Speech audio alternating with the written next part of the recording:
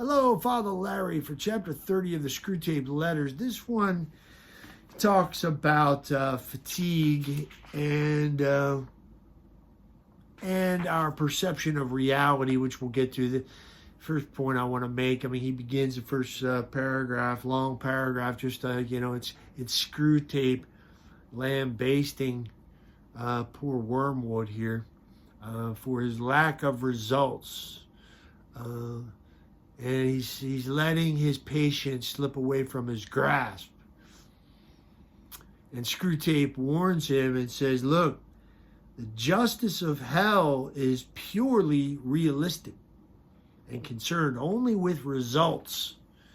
We want results down here in hell. We're purely realistic down here in hell. God's different. He wants faithfulness. Yeah, sometimes we produce results. Sometimes we are successful. But God, ultimately, he wants to see the struggle. He wants to see thoughts and intentions of the heart. He wants to see the effort we're putting forth. He sees that, calculates, tabulates that. That's part of his calculus of justice, calculation. Whereas hell, it's results. In the strict realistic, purely realistic sense. So he threatens Wormwood and says, if you don't produce some results, okay, if you don't bring us food, we're gonna eat you. He says, bring us back food or be food yourself. The devil wants to eat us. It's messed up, huh? The devil wants to eat us. You eat something, you become one with it, but there's a couple different ways to eat something. You can eat something by consuming it and absorbing it. Okay, absorption into yourself. That's like the devil. So the devil does that. God, so interestingly, lets us eat him. Unless you eat the flesh of the Son of Man and drink his blood, you have no life in you. He wants us to eat him. So he doesn't want to eat us. What an interesting contrast. Be on guard, be watchful. Your opponent, the devil, is prowling like a roaring lion looking for someone to devour, St. Peter says. He wants to devour much flesh, like the bear. I was looking at Daniel chapter 9, and you have the description of these 4 animals which symbolize 4 nations or kingdoms or kings. And it's like the devouring bear. Arise, devour much flesh. Or this 4th beast symbolizes Rome, the Roman Empire, which devours the whole earth. And in the middle of that, sandwiched in between, so to speak, is the Son of Man. I'm sorry, did I say Daniel chapter 9? I meant Daniel chapter 7. So in the middle of this description of this beast that devours the whole earth, you have the Son of Man, who one day will come to earth and give us his flesh and blood. Unless you eat the flesh of the Son of Man and drink his blood, you have no life in you. He wants us to eat him. He's going to feed us. All the beast wants to do, and all this bear wants to do,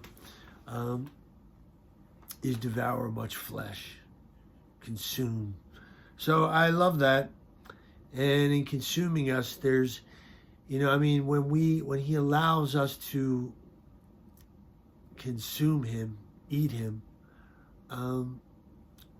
we don't absorb him. Rather, he absorbs us. It's like a communion of love. It's not an absorption, it's a communion, a holy communion through this eating and drinking takes place, a communion of love. So the union of love is greater than the union of absorption. Okay? So this holy communion is far superior to a mere amoeba, which just absorbs everything into it. That's the unity of love. Now, fatigue is interesting here, his little reflection on fatigue. That mild fatigue or moderate fatigue is a much more fertile territory, fertile ground to produce vice, okay, and character defects, all right, can emerge, can be incited in us when we're, we can all experience, this is where we live, a lot of times we get this way. When we become peevish, I had to look that word up because I know it's not a word I use very often, but peevish means like, unreasonably irritable over relatively minor things. We get peevish. So, yeah, you got to get that's what you're aiming for. When you're totally exhausted, it's a different state, and you can have a certain alacrity of mind and a gentleness of spirit can be produced by extreme fatigue. No. Much better to produce sin, to cause sin in us is. So look, the thing to avoid is the total commitment. When you're moderately fatigued, it's like you're very, some real self-seeking behavior can come out of that. And you want to just take shortcuts and you have these false hopes that maybe this thing will be over soon. There's a lack of total commitment. You just are trying to avoid suffering, trying to minimize and streamline things to maximize, or minimize your own personal comfort, or maximize your comfort, minimize your suffering, and then anything that gets in the way of that, we just get irritable. All right. The thing to avoid is total commitment. The devil doesn't want us to be totally invested, totally committed. It's like the soldier on the front line. It's like back to chapter 29 with that courage, of a virtue. What's at the root of a virtue? To act virtuously on a day-to-day basis. That's the grind that we have to embrace. Okay, the grind. Embrace the grind. And this is something you hear around sports, sport, athletics, they talk about this kind of thing. Embracing the grind. And St. Paul kind of uses an athletic metaphor here in Philippians. He says, forgetting what lies behind and straining forward to what lies ahead, I press on toward the goal for the prize of the upward call in Christ Jesus. So I like this. It's like total commitment. Forgetting what lies behind. Straining forward to what lies ahead. I press on toward the goal. Okay, like total commitment. With your eyes fixed to the front. Okay, not counting the cost, being a cheerful giver. Really in the game, with your head in the game. Too often we are like half-ass. Okay, mediocre or lukewarm. And that's what happens a lot of the time in the course of the day. Is just we're not fully invested in our duties or whatever.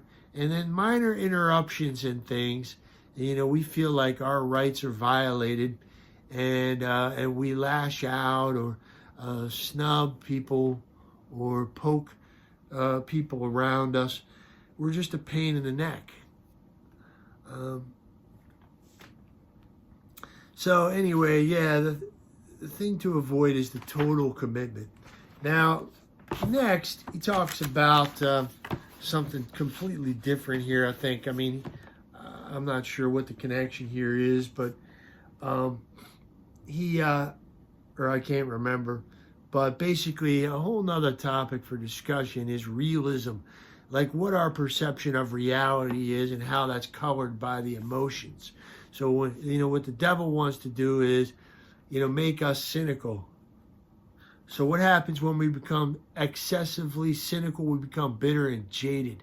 So that when we experience something revolting or horrifying, we affirm that emotional reaction as being in accordance with what is real.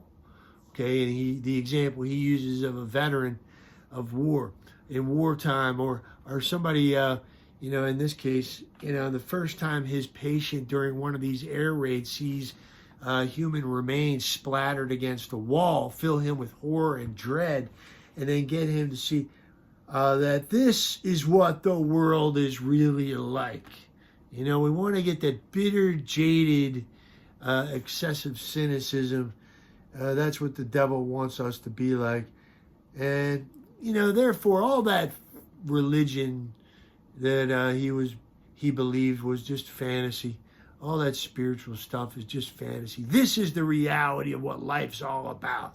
Look at this. I read a lot of combat memoirs, and I read one time about a Vietnam vet who lost his faith in Vietnam.